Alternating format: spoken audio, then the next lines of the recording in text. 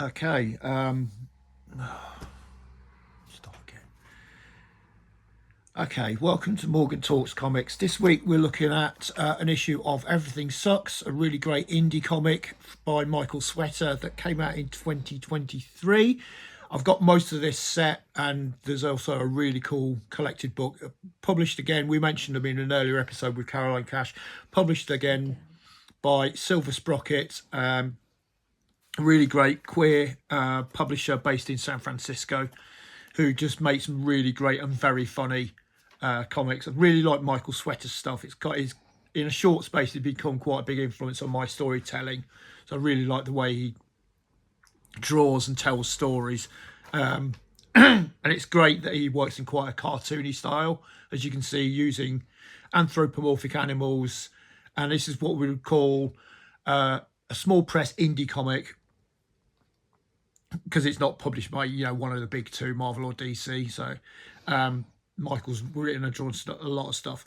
Joining me this week to have a look, and I'm going to be interested to hear her opinion of this one, Eliza Mariah Chamberlain, because it's a little bit different. Well, my first impression is that it's really bright and colourful. I like that. Yeah, he works really well with really good sort of bold primary colours, which is again is something I do in my comics work. Really like the way that it makes everything stand off the page. There's nice little bits here, like if you can possibly see it if you're watching this on the video. That there's sort of nice kind of like prismatic sort of foils put onto the cover to make elements stand out. Silver Sprocket always seems to go. Silver Sprocket seem to always go above and beyond with the way their comics are actually put together. And here comes Breeze the dog. Oh no, she's just settling down. Good girl. Yeah, she's got to wear the light. When the light goes on, that's pretty. I didn't notice that the first time. So yeah, this is something that Silver Sprocket always do with their stuff. They really go like above and beyond with like the finished product. Do you think they'd like me saying it's pretty? I'm sure they would. Oh, good. Yeah, I'm sure they would. Shouldn't I say funky or something like that? Right. But anyway, whatever it is, I like it. Yep, cool.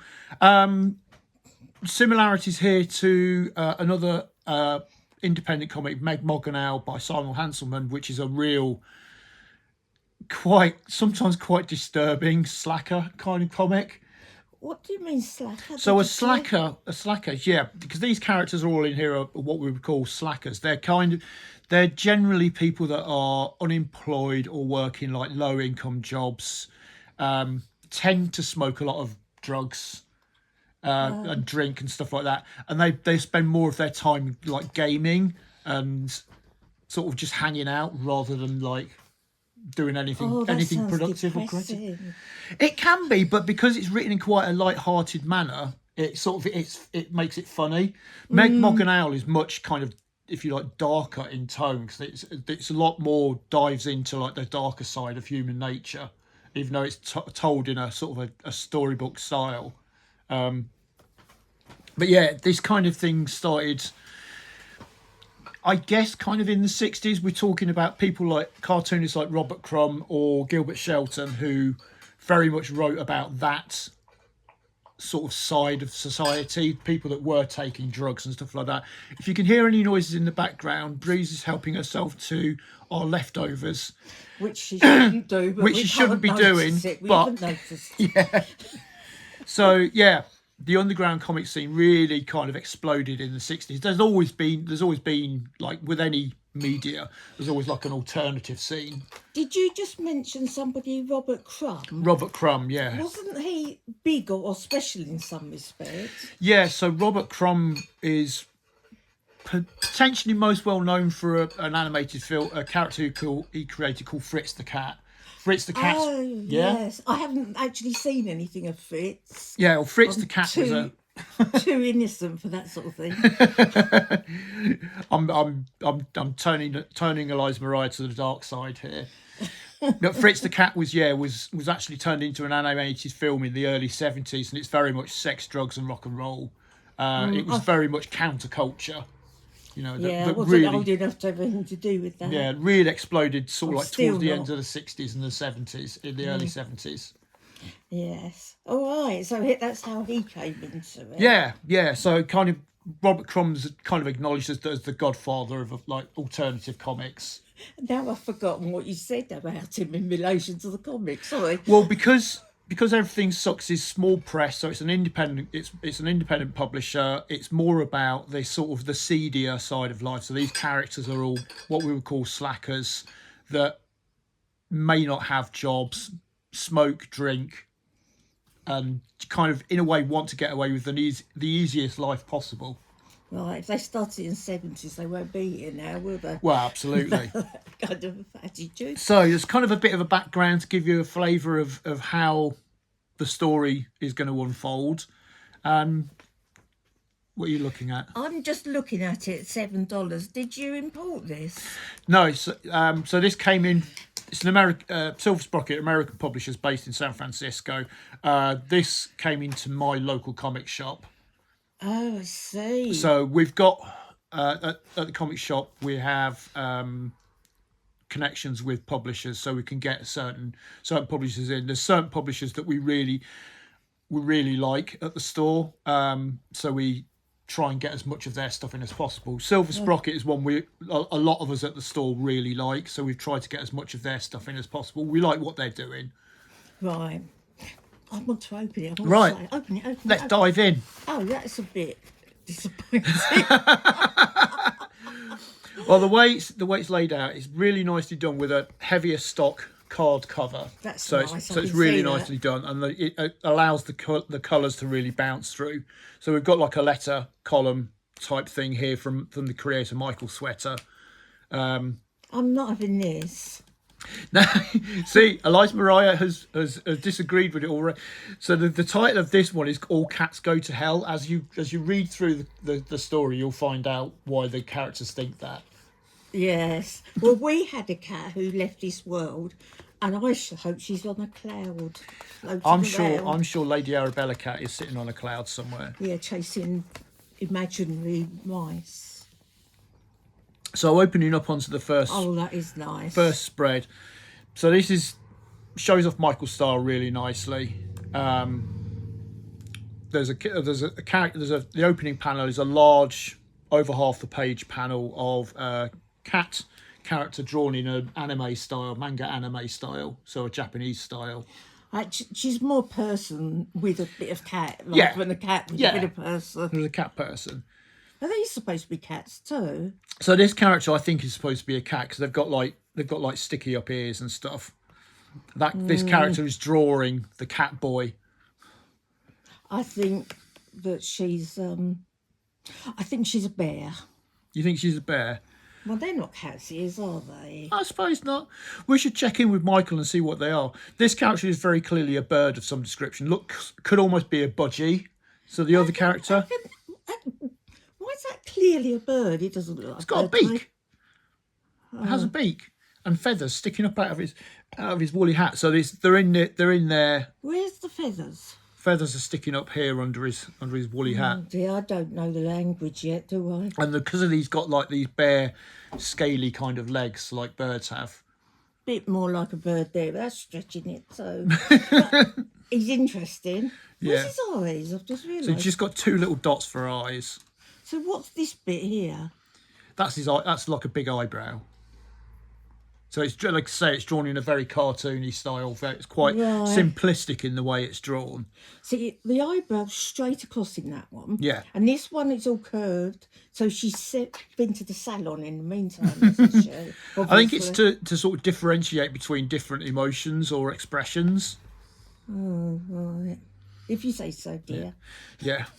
So the characters are here in a sort of a slightly trashy looking house or apartment, and we've got the cat or bear character drawing the Catboy cartoon, and then there's a bit of backwards and forwards between them. What's these blobs round? So the blobs are cigarette smoke. Oh, right. So the cigarette is hanging out of their mouth while they're talking. Let me see. Oh, yes, I can see that. In the opening panel, there's an ashtray with a lot of cigarette butts in it. I didn't notice that. The great big thing. Look, I thought she had a tongue out. No. Oh, I get it now. Right. Moral of the story there is I should look properly. I really didn't notice that ashtray. It's big enough right at the front of the whole thing, isn't Yeah. it? Yeah. Okay.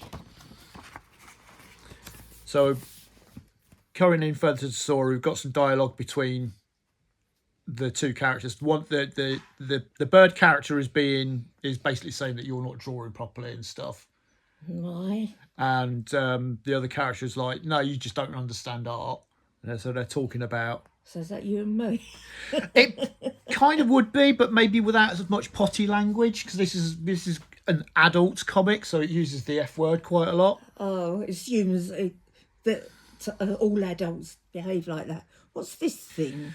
So down to the bottom of the following page, they're going out onto the porch of the house that they live in. Yes. And there's a load of cats of different shapes and sizes hanging around on. But isn't this supposed to be a cat? Well, see, this is the weird thing. They've got animal characters. Yes. So what I call anthropomorphic, which is turning, Animals to humans. animals to humans. But they in this world that Michael's created, they actually have pets as well. So they have cats in. Right. Oh, mine's weird. So the character's coming out here at the beginning and says, so did you get more cats? And you got a cat going, meow. Right. Oh my goodness, have they had a Barney? So we've gone back inside, and the bird character is chilling out on the sofa, and their pet cat, who looks a little bit like Garfield. You know, the cartoon cat? Yeah, I'm aware of it and I know what it looks like, but I thought it was Ginger. This is Ginger. Oh, that one. I'm Yeah. talking about this thing. No, so there's one of the cats from outside is staring in the window and meowing like crazy, and their cat is actually hissing at it because it's seen it. See, I thought this had a black eye, but it's just a patch. It's just like it's just a cat marking. has. Yeah, Oh my it's down goodness. to the way that Michael draws. I quite like this picture. So bottom of the following page, we've got like another big like half page panel, and one of the cat is stretching up trying to get inside the house, but the bird character is having none of it. He's called Noah, so Noah's Right. having none of it. Right. Now we flip back inside. Noah's making himself some food. I think it's a grilled cheese sandwich that he's making on the stove, and the cat is actually called Garth. So Oh, that is so naughty. it's clearly a reference to Garfield. Or Birds of a Feather. Or Birds of a Feather, yeah. Yeah. So he's talking to the cat, and then this other cat is on the following page. We get the other cat still at the window trying to get in. What's this? So this is Noah kneeling down, looking through the window. Has he's got his knickers on? He's got his boxer shorts on, yeah. Oh, right. I think Eliza Morai's feeling a little bit confused by this one. I am. But never mind. Moving on. So then we go on to the next page, and Noah's run outside with a broom trying to chase off all these cats that are appearing on their porch. Right. Because they're obviously trying to get. He's hitting one of the cats. Oh, that's not nice, is it? Well, he's just trying to scare them off. Usually enough to hiss at them, isn't it? Yeah. I'll send the dog out. That always works. But then turns around and all the cats have suddenly got inside the house, led by Garth, and they've actually shut Noah out of the house. Oh, I must tell you a story. Many years ago, I went out to the back of my house I lived in then, and we had great double doors, and as a security measure, there was this button that pushed in at the bottom of the door, so even if you had to get, you couldn't get back in. And my cat curled asleep there and pushed it in, and I was locked out for ages. Oh dear. So it can happen. It can happen. So yeah, the door. There's a very big sound effect here. It just goes shut with an exclamation mark, and Noah goes, "Well, shit." And then the other cat sitting behind it going, "Meow." Language, Timmy. So we're flipping through to another scene here, probably at another house where the other character who is doing the drawing has come over, because earlier in the story they were her and Noah were talking about cinema, and they were talking about art cinema and stuff like that. So Yes. saying that Noah doesn't understand art, so they've gone to another character to borrow some films, and they're saying, "What if I'm really careful and promise not to break them?" and stuff like that. Sorry, break what? Breaks is good. She wants to borrow some DVDs from this guy so they Oh, can watch some breaking films. the DVDs. Yeah. That's not easy. So he's referring to the fact that these are from Criterion, who release a lot of art and independent cinema, and they're saying they're expensive. So a very quick ad in the middle of this. Yeah. Yes. Well, yeah, Criterion, as a bit of a side note, are known for really having the release rights on, physical release rights on a lot of independent and foreign film. I know for a fact that they do all the Godzilla films. They've got the license for Godzilla. Oh, right. Yeah. No wonder you love them. I do. I think they're brilliant. They have, and quite often they'll have they'll get actors and filmmakers will go into. They have like this almost like little closet full to the brim with films on DVD or Blu-ray. And they'll go in and they'll do their pick of them and they'll say why they've chosen the films. Some of them might be classic French cinema. Some of them might be more contemporary stuff. Is Fritz the Cat in there? I don't know who publishes Fritz the Cat, to be honest. Right. So, in other words, they get the film and do what we're doing with the film. Yeah. Right. Yeah. Get that? Yeah. And it becomes apparent from the conversation that these two characters. There's a character who's like a frog. He's like a frog sitting on a studio chair. He doesn't got his knickers on. Yeah, there's got a weird thing about, because like one of the cat bear character is sort of like fully dressed. The frog character just has a backwards cap on and like sort of a bright colourful shirt. Yeah, he's like Action Man anyway, isn't he? So it doesn't really matter. he's got no bits. No. Yeah, he's saying you broke up with me, remember? And he said you already broke a thing that is deeply important to me, my heart. Oh, that is sad. And she's like, "Oh, we're having this entire conversation again. All she wants to do is just borrow some films." So well, she can it's show. a bit much if she's broken his heart to borrow films off him. I think it's within his right to send her packing. Yeah. And then we get down to the end and it says, "I want to borrow your French New Wave DVDs."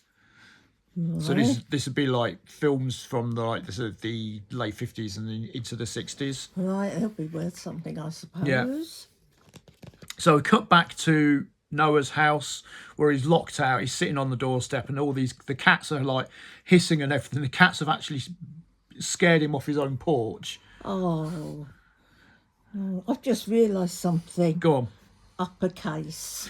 Uppercase. Yes. Linda's bugbear that comics use uppercase for all the speech. And they really should not.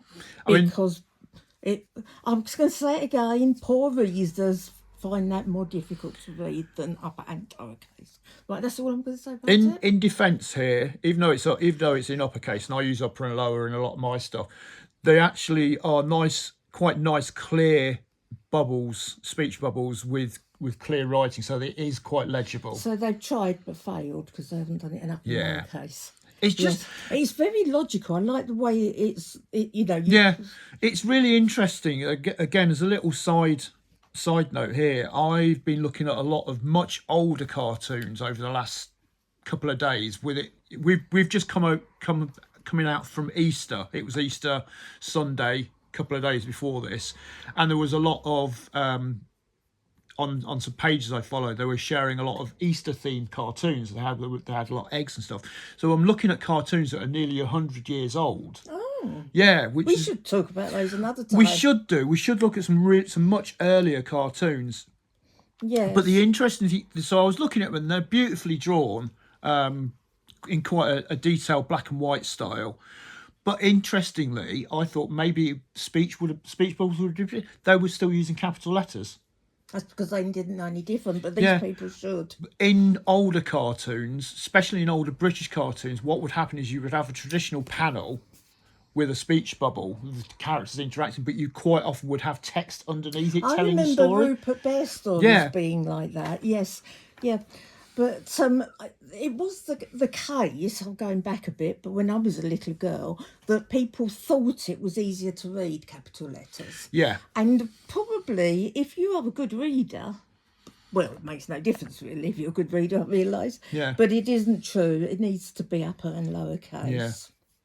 So Moving on. moving on. Anyway, so Noah gets basically booted off his own porch by the cats. What are these? He's gone across to the fence up by somebody else's garden, and he's looking into the garden, and there's loads more cats. There's like half a dozen cats all sitting out of the grass, and where are all of these cats coming from?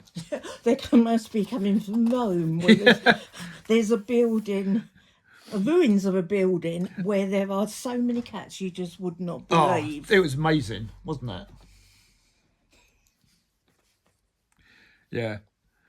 Anyway, so and then we flip over to the next page, and we see a sort of a change of angle here, and coming out of the back of the house that's going onto this garden that Noah's looking at is an old woman with a bag of cat food, and clearly what she's doing is she's feeding all these cats. Noah's like, you can't do that. If you feed stray cats, they'll come round and. Which is exactly what happens in Rome. Yeah. Somebody goes and feeds these cats, and they appear out of nowhere. So this old woman, who I think is supposed to be a mouse, looking at her little pointy nose and a sort of a scaly tail, is Yes. supposed to be a mouse, which is ironic. A mouse feeding cats. Yes. So they're having a conversation about why she's feeding these cats. Noah's like, at the start of it, he's saying, you shouldn't be doing that. That's why we've got an infestation of cats. Where are her ears? Her ears are hidden under her hair. She's got like big bunches of hair. She's got like grey hair to indicate that she's an older character. I was wondering, looking at the tail, whether she's supposed to be a worm. No. All right. What do I know? As much as breathes the dog. And then we're changing scene completely, and we're going into what looks like some sewers. So we've got a character in silhouette walking through this really dirty-looking water. We've got some rats in the background. Eliza Mariah's favourite creatures. Oh dear, I do have a bit of a problem with rats. And then we open up and we see this big character. I think he's supposed to be like a possum or something. I don't know what a possum looks like. You can tell me he looks like that. But what's this? This looks like a rat tail. Are you sure he's not supposed to So be he has got like a rat tail. big rat, or do possums have rat tails? I don't know. I don't know. I'm not. We need to double check that. Anyway, he's coming up, and then he's realised that he might have got some sewer water in his mouth. So this is introducing another character to the story. Is it just one story all the way through? Yeah. So each issue is a separate story. It's got the same set of characters. So it's got Noah and the other animal characters, but it's telling different sort of chapters of what's going on. If anybody's wondering what the black bit in the corner is, Breeze is sitting very close. She's being good. She's chilling at the moment. So we see the other character walking home, and they've managed to borrow one of the DVDs. And as they're walking along, and then they come past like a sewer entrance, like a manhole kind of thing. And this character, the character that we've seen on the previous pages, the kind of the rat-like character, comes up. He's called Brad, and he's been hiding out in the drains in the sewers, Like rats do. And he's been picking stuff up that people have been dropping down the drains. Which is something people used to do in Victorian times, Exactly. didn't they? Get lots of things I used to find. Yeah. Probably still do. Yeah. And so they're all like, oh, wow, you found some money. That's really cool. And he says even better, and they've found a crawdad, which are crayfish. Oh, you wouldn't want me to, would you? No, you wouldn't. It been in a drain. And then they're talking about borrowing the DVD. Oh, my goodness. I've always wanted to borrow these DVDs. And so Brad's saying, what are we watching? And then they walk back round down to where Noah is. Noah's left sitting on the side on the curb. Cats have sent him packing. The cats have sent him packing, but he realises he's left the stove on. And they sort of go running back towards his house, and as all you can see is loads of cats trying to get out the window, and there's smoke coming out of the house. All right, yes. And then Noah's going, shit, the cats are stuck in there. And they've got a fake snowman on their porch. Don't ask me why. It's clearly something they found or whatever, and they've just left it on their front porch. Like do. So Noah says he's going to save the cats, and he uses the big snowman to smash the window and get in.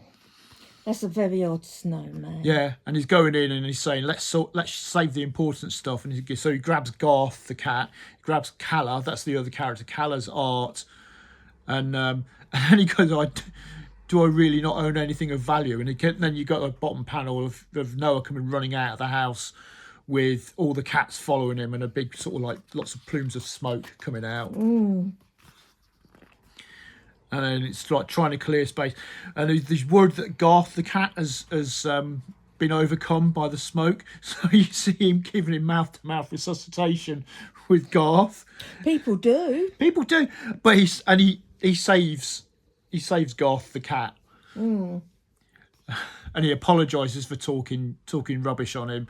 And he's going, and he's saying, cats are beautiful and important. I get it now. And then all the cats suddenly just turn on him and pile on to like get him. And he said, never mind, I hate cats. There's a big panel of Noah being jumped on by about half a dozen cats. Oh, that's not the end. No, it's not the end. So we're now moving where everyone's gone back into the house. And they're saying, do you want to do anything about the window? Because he's broken the window to get all the cats out. And he goes, I don't care. And so they're going to sit and watch this French movie. They're all the characters are there. They're sitting there. And then, so Noah says, what is this amazing movie? Does it have guns in it? And then Calla turns around and says, wait, I took the wrong movie. This movie is Talladega Nights, which is it's an American comedy film. And Brad says, I love that movie. And then one of the other cats at the end says, meow. And then there's a big end to show the end of the story. Right. So it's kind of a goofy.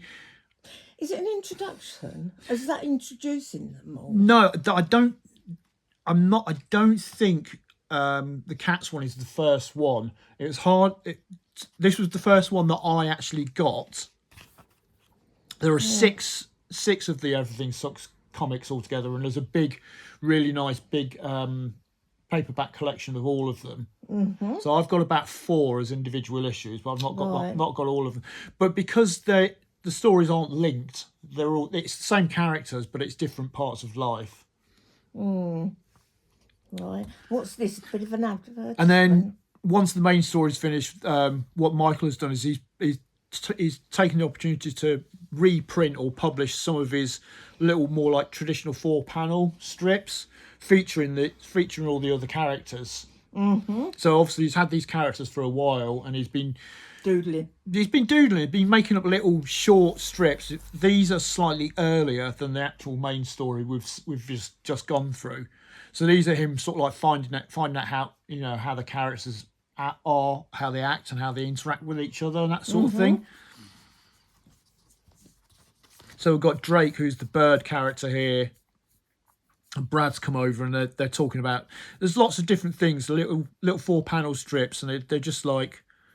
Then they're not so appealing to look at as the rest of the comic. Yeah, the comic is colours.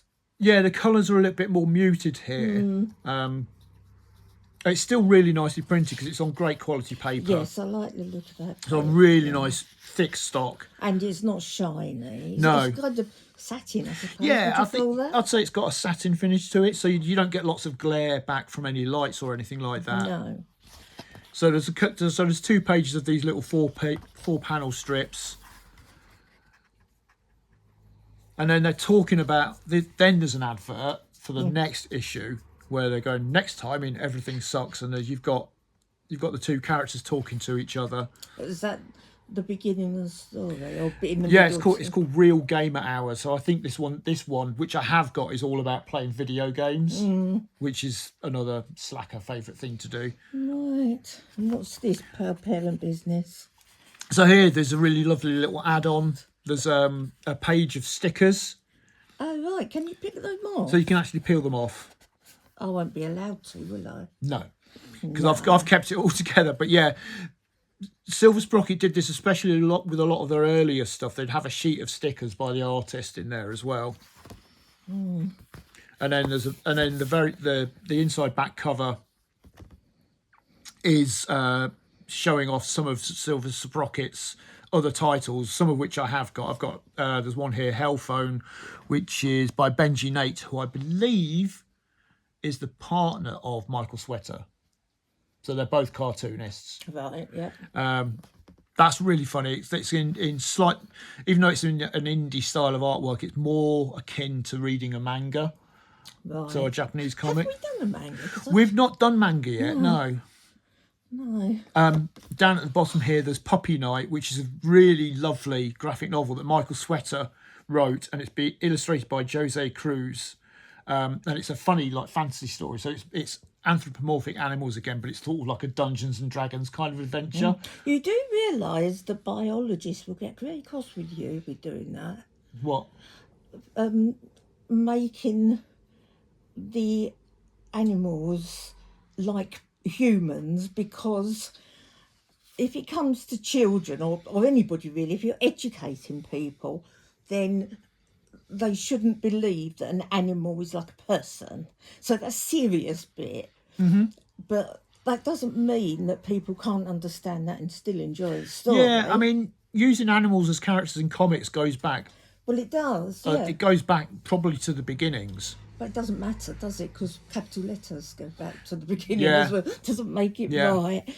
But Yeah. I think it's fun, but I think it's worth remembering animals aren't, animals are animals. Yeah. It's especially popular within with more independent sort of, sort of what we would call adult comics. It's mainly adult because they swear and probably smoke and Right. drink, whereas the kind of comics that you'd have kids reading would have like more wholesome characters.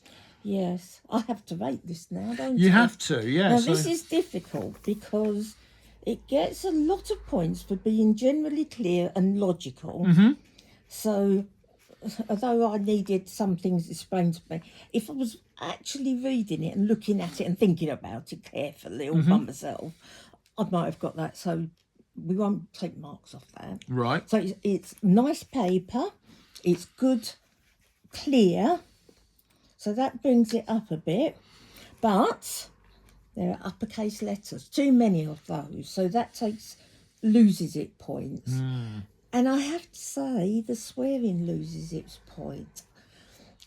This is a difficult one because real people, not everybody, I know people like to think everybody, but real people don't always swear all the time, but there would be certain section of the community are more likely to swear than others, and they might be the people they're portraying in there. What's your opinion of that? Yeah, I'd probably agree with that.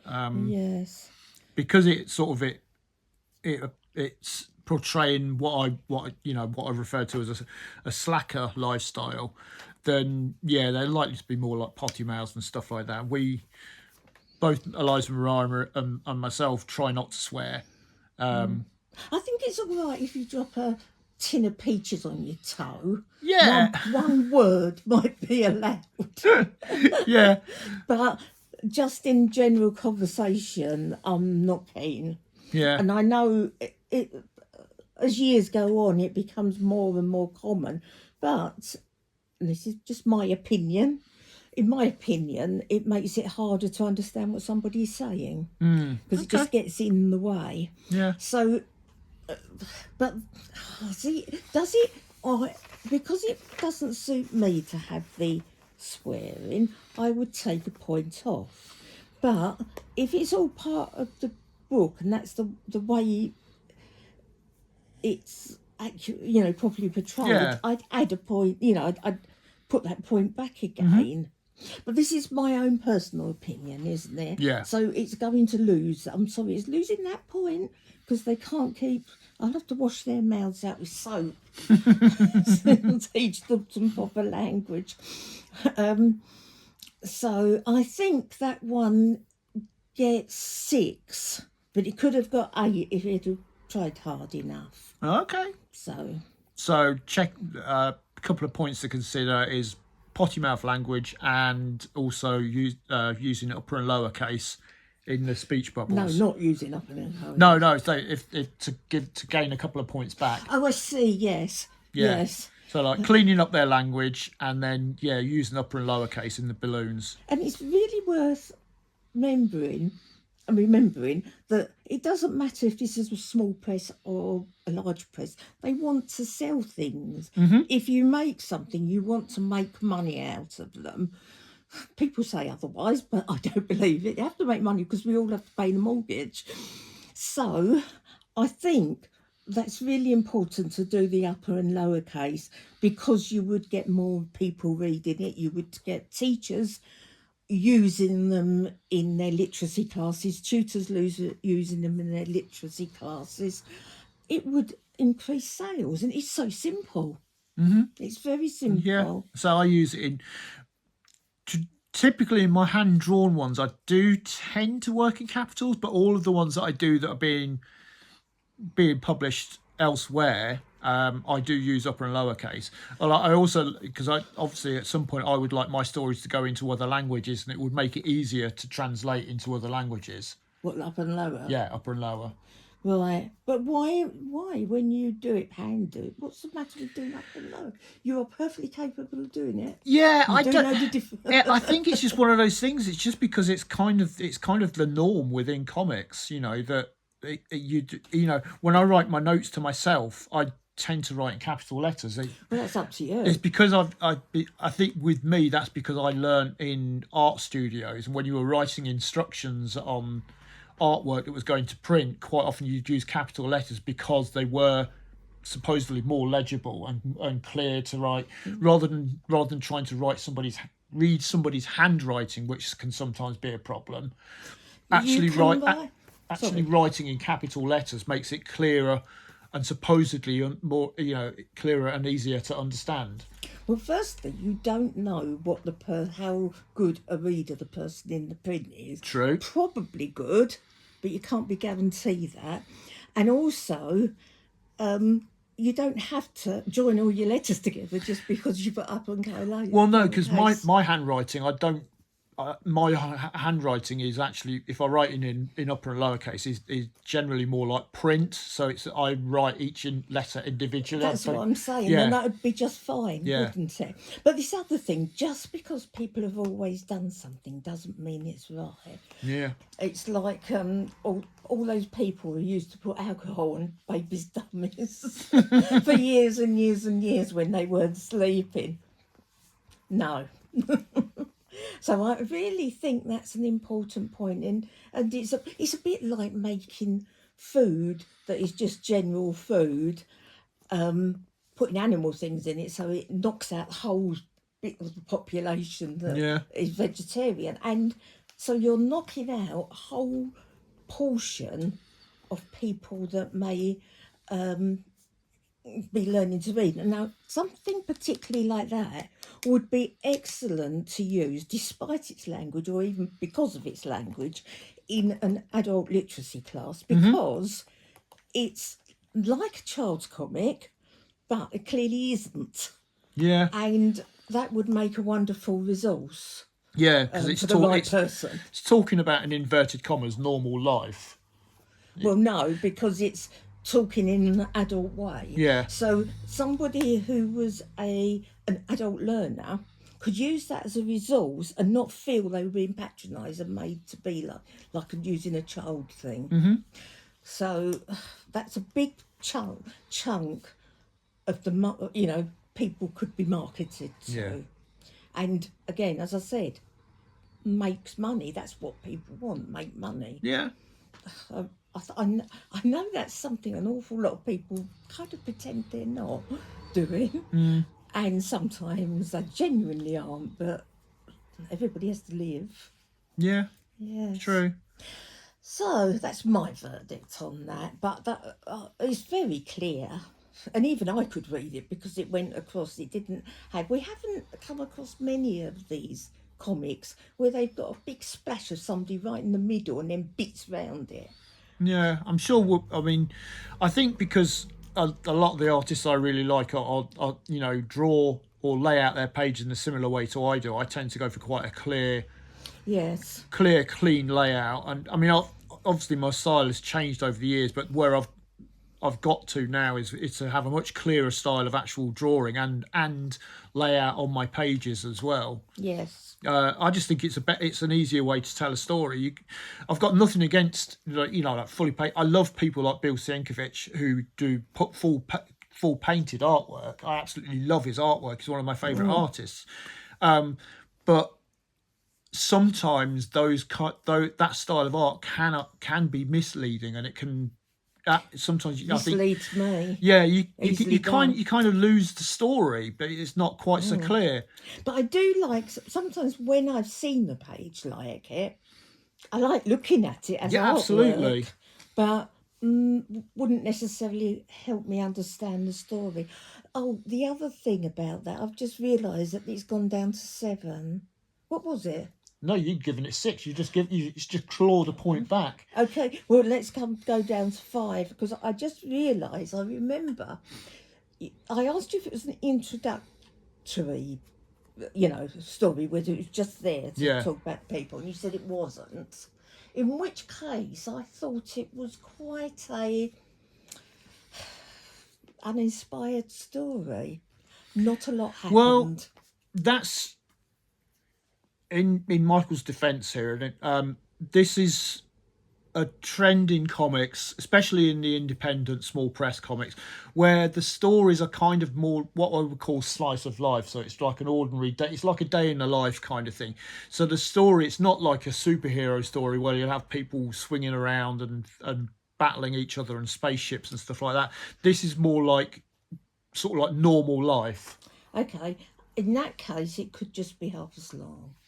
True. Because I was waiting for something to happen. Anyway, in slice of life, people do things. Yeah, happen. absolutely. He But might have had, he got over attacked by the cats. What's the next thing? You're going to get his tetanus and maybe get really ill and then pull through at the end. That is a little bit more exciting, but it is what happens in real life.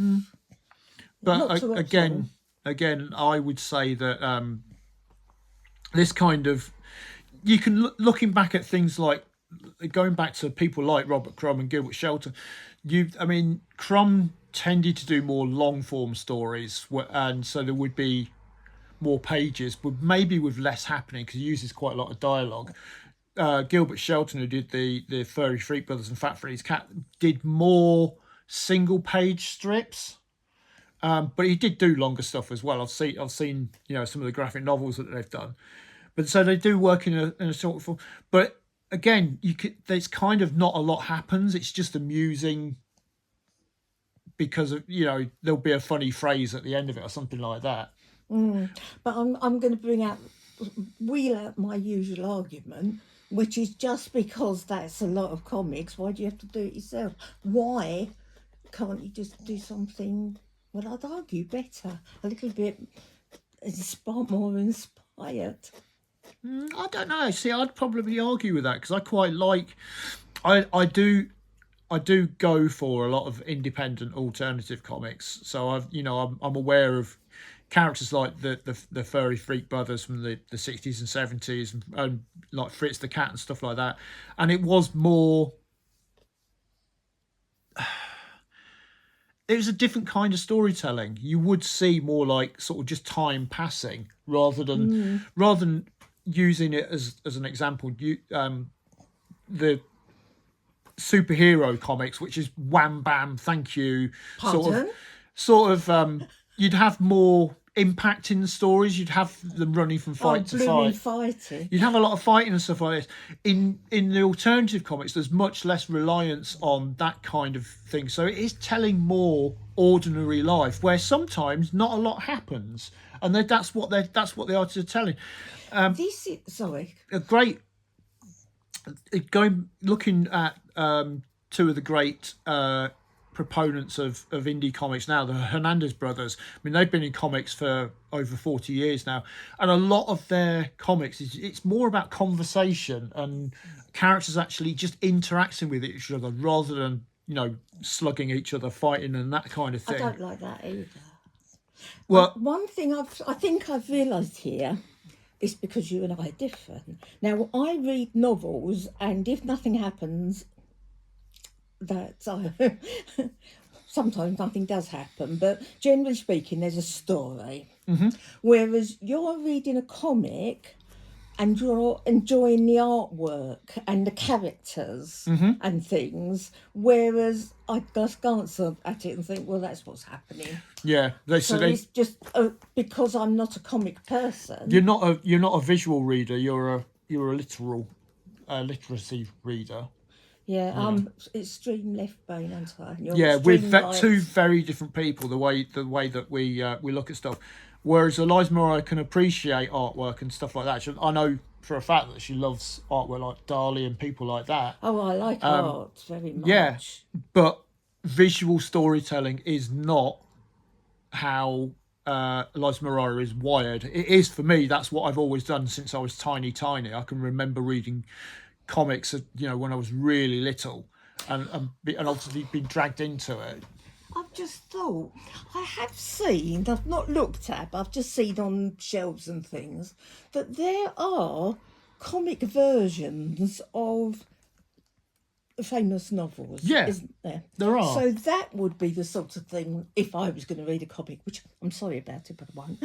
Yeah. Except I'm with you. I know. And you showed me things. I know. But that would be more up my street, wouldn't it? Yeah, absolutely. Yeah, I mean, they've done Shakespeare as graphic novels. Have they really? They have. They've done Shakespeare as graphic novels. I don't think they've done all of his plays, but they've done a lot of the big. They've done like Midsummer Night's Dream and I stuff would like that. to see that. Yeah. Yes. I've seen Doctor Who, but and oh dear, what's that American program where all the red shirts die? Oh, Star Trek. Yes, I've seen Star Trek ones. Yeah, but yeah, no, they've done graphic novels of Shakespeare and famous novels like Pride and Prejudice and stuff like that. So yeah. Which might be more appealing to you than. So I love stuff like this. I tend to get drawn towards more alternative comics which do refer to sex and drugs and rock and roll kind of thing, and I just really like that kind of thing. I've found with my own writing, I write quite a lot of that kind of stuff. When I did my graphic, You don't use bad language, though, no, do you? I tend not to use bad language in mine, but a lot of my stuff has been more this what I would call slice of life. It's just an ordinary day in the life of these characters. And the literature. Literary. Thank you. I couldn't say it. Use of swearing and is another whole area of study, isn't there? Yeah, absolutely. And it's not something I know a lot about. No. Yes. No. So there we go. I have to say I'd quite like to see. I like Jane Austen, so I would interested just to see one of her books, not read it, but to actually point see it out if I see it I'm in a shop. Usually, if you go into like a bookstore, like Waterstones. like Waterstones over here in the UK, but yeah, go over to a bookstore. I'm not going over anywhere No, else. anyway, you would quite often in the graphic novel section there will be and in the manga sections there's been manga adaptations of Shakespeare and other well-known stories. Shakespeare. Yeah, that is funny. Yeah, but they've had manga artists and writers do their own version of their own take on Shakespeare. Well, again, it's commercial, isn't it? It is, yeah, absolutely. Whatever will make money. Not that I don't have a problem with making money. It might sound as if I kind of have, but I think I recognise everywhere people are marketing and making things. Me again coming in defence of comics.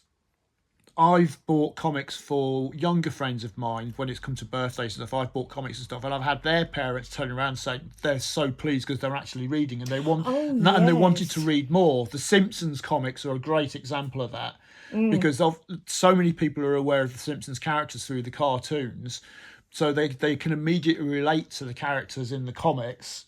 I've had Yeah. people come back to me and say thank you so much because you've got my kids reading. Yeah, well, that's really reiterating the point I made earlier that poor readers gravitate towards comics because they don't have to work so hard. Yeah, But it's still improving their reading. the pictures are helping to tell the story. Exactly. And as me and Eliza Mariah are showing here, we both learn and read and digest information in very different ways. I'm very much a visual communicator, whereas Eliza Mariah works more with words and literacy and That's right. And you remember detail, yeah, and I see bigger pictures. yeah. So Yes. yeah. Definitely wired different ways. Yeah, definitely Yeah. wired different ways. But that's what makes this show so interesting because we're coming at it from two very different angles. Me, I look at comics and it's quite simple and straightforward to me because I've read them my whole life and I know how they work. But Yes. for Eliza Mariah, who's not a visual learner, for want of a better term, it's more difficult for her to understand how visual language works. I right. look at a comic page and I know what's going on straight away. It's like the character who was a bird. Now, you said they had feathers. Yeah. And they had this and that. And I didn't get that. I get it when you tell me, I can see. But Yeah. I So, don't know the language. Yeah, so again, being a cartoonist, I understand because I draw characters. Sometimes I've drawn anthropomorphic characters. I've got some of my own, yes. and there's kind of a visual shorthand for how you can tell that a character is a cat or a dog or a bird or whatever. Yeah, so anybody that's new to comics and listen to this and see. So this is see it. what This was. is doing this show is Eliza. She's been aware of comics for a long time because we've known each other a while, and I've been making her more aware of comics, and because I create them myself, she's seen my artwork, so she appreciates what goes into it. But this is the first time doing these shows that you've really sat down and looked at comics. Yes, I'd flick through things Yeah. otherwise and say, what's that? So you're learning a lot more about comics and how comics work when we're Yes. actually doing this show. I wonder how long it'll take before, if ever, I think I might start reading comics, because I can't see that happening, but you never know. You never know, Educate absolutely. me But and you, find me the right comic. I as think well. you've been quite pleasantly surprised by comics in general. Yes. You've got more enjoyment out of them than you possibly thought you would. Possibly, yeah. Well, I still story orientated, and I can't think of any of the ones that we've been. Is there anywhere? Oh yes, there has been one with a good story, when the character was going around the country doing good deeds. Which one was that? He was a bit brute force because he did have Barney each time. It was really early. Might be the first Oh, was it one. Gru? Yes, Yeah, Gru. Yeah, so Yeah. Gru, yeah. that's a good story. Yeah. Minus the He's fighting. well-meaning. He always tries to do the right thing, but quite often, he gets into, as Eliza Mariah says, Barneys or fights. Yeah. Yes. What was the artist that did Gru? So that's Sergio Aragonés. Oh yes, it had a nice name. And there's the new Gru has literally just come out. I've got the first issue of the new story has just come out. Yeah. Yes. So there we go, folks. We probably went a little bit off topic a bit, but it kind of explains a bit about how both myself and Eliza Mariah see comics. We both see comics in a very different way. And I don't see any point whether it matters if we go off topic. Absolutely, and that's part of the joy of the show, that it opens up conversations about lots and lots of different things. And if the listener doesn't like it, they can switch us off. But if you do like it, please tell other people. Oh, we Absolutely. had a mild milestone this week. Oh didn't we? yeah, we're very pleased to say that we hit a milestone at the weekend just gone. So we're recording this on a Tuesday. On the Saturday, I got an email came through from the hosting platform for our podcast, buzzsprout.com. We have now had we've had over 100 downloads of our episodes. So thank you to everyone for listening in and Absolutely. downloading, and it clearly shows that they're enjoying our show. We really enjoy putting them together, coming in from completely different angles, as you've caught in this conversation we've been having. And we managed not to have an argument, don't we? We've managed to not have a Or barnet. rather, we have an argument, but we don't have a row. This is very true. But we want you to go and tell everybody. But yeah. And get us 200, please. Yeah, well, obviously, we're thrilled that we've had 100 downloads, and that's just downloads. We don't know how many people have actually listened to our show. We only get stats on people that have actually downloaded the show. And I would like some more comments, please. Particularly want to know where you are. Yeah.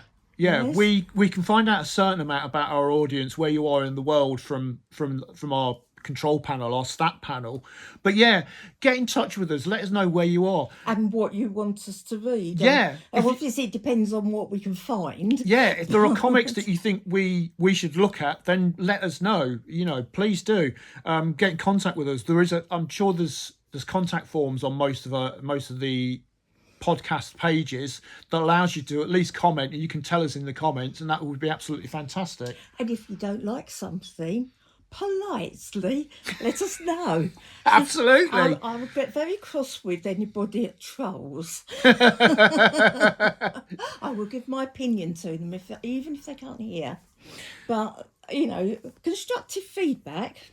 Absolutely. We always written. welcome constructive Yes. feedback, definitely. So thank you very much if you've downloaded and listened, and just really pleased with that. And we better go because we're taking up the listeners too much time. The listeners' time. With all of that, we will see you next Wednesday. Bye. Bye.